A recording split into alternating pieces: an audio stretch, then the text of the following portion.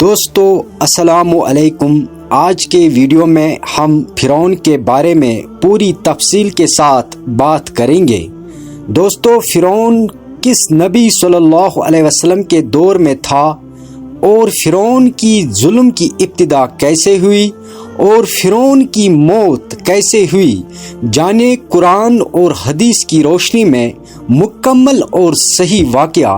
دوستو اگر چینل پر نئے ہیں تو چینل کو سبسکرائب کر لینا۔ کرتے ہیں شروع آج کا یہ واقعہ۔ فرعون کا نام دنیا کی تاریخ میں ایک خوفناک اور ظالم حکمران کے طور پر درج ہے۔ فرعون کا زمانہ قدیم مصر میں تھا اور اس کا دعویٰ تھا کہ وہ خدا ہے۔ اس نے خود کو معبود کہلایا اور اپنی قوم کو حکم دیا کہ وہ اس کی عبادت کرے۔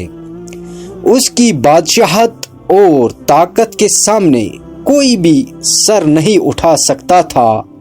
وہ اپنی رعایا پر ظلم و ستم کرتا تھا اور حق بات کہنے والوں کو سخت سزائیں دیتا تھا۔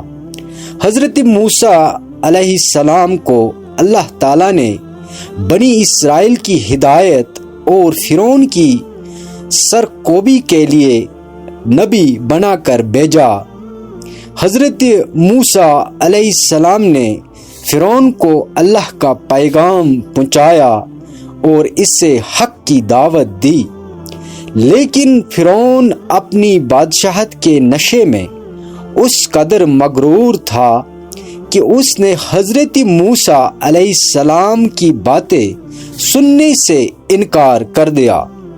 وہ نہ صرف اللہ کے وجود سے انکاری تھا بلکہ حضرت موسیٰ علیہ السلام کا مذاق بھی اڑاتا تھا۔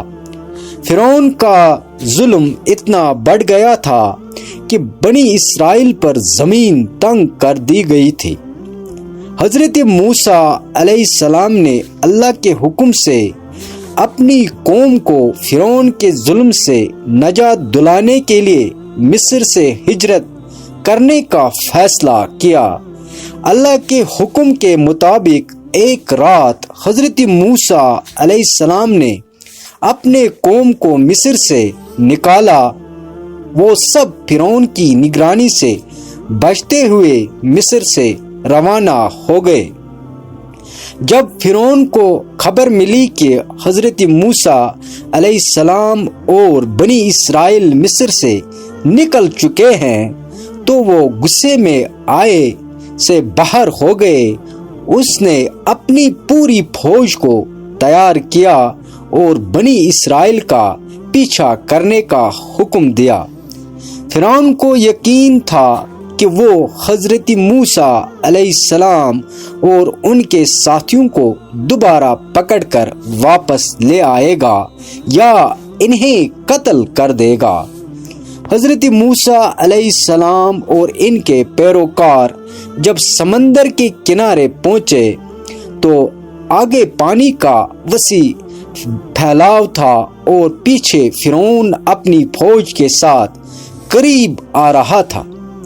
بنی اسرائیل میں خوف و ہراس پھیل گیا کہ اب ان کے پاس بچنے کا کوئی راستہ نہیں ہے، لیکن حضرت موسیٰ علیہ السلام نے اللہ پر بھروسہ کرتے ہوئے اپنی قوم کو تسلی دی۔ اللہ تعالیٰ نے حضرت موسیٰ علیہ السلام کو حکم دیا کہ وہ اپنی لاٹھی سمندر پر مارے۔ جیسے ہی حضرت موسیٰ علیہ السلام نے اپنی لاٹھی کو سمندر پر مارا، اللہ کے حکم سے سمندر دو حصوں میں تقسیم ہو گیا اور دونوں جانب پانی دیواروں کی صورت میں کھڑا ہو گیا، جبکہ درمیان میں خشک راستہ بن گیا۔ حضرت موسیٰ علیہ السلام اور ان کی قوم اس راستے سے گزرتے ہوئے سمندر کے پار چلنے لگے۔ جب فرعون نے یہ منظر دیکھا تو وہ بھی اپنی فوج کے ساتھ اس خشک راستے پر چل پڑا، لیکن جب حضرت موسیٰ علیہ السلام اور ان کے ساتھی سمندر کے پار پہنچ گئے تو اللہ تعالیٰ کے حکم سے سمندر کے پانی نے دوبارہ آپس میں ملنا شروع کر دیا۔ فرعون اور اس کی فوج ابھی درمیان میں ہی تھی کہ سمندر کا پانی ان پر چھا گیا۔ فرعون نے جب موت کی قریب پایا تو وہ پکار اٹھا کہ میں ایمان لاتا ہوں اس خدا پر جس پر نبی بنی اسرائیل ایمان لائے ہیں، لیکن اب وقت گزر چکا تھا اور اللہ تعالیٰ نے اس کی توبہ قبول نہیں کی۔